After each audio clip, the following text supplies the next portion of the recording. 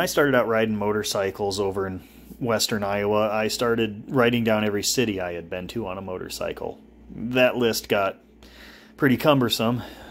Is paper and pencil list, so I thought, well, I'll just start keeping track of all the counties I've been to. You know, like there's Minnesota, there's Nebraska.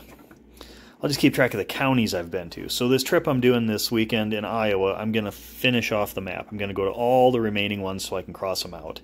Villisca Axe Murder House, Keokuk way down here on Iowa's Wang, or Chin, if you think it looks like a face, whatever. Somewhere up here is Anamosa, Iowa. There's a motorcycle museum that's closing in September. I'm hoping to meet my dad there, but I'm going to go see that motorcycle museum before it closes. So ride along with me while I finish off the Iowa map. Don't forget to do all the things to make the YouTube algorithm happy, like, you know, subscribe, like the video. If you're a really wonderful person, consider supporting the channel. Thanks for watching.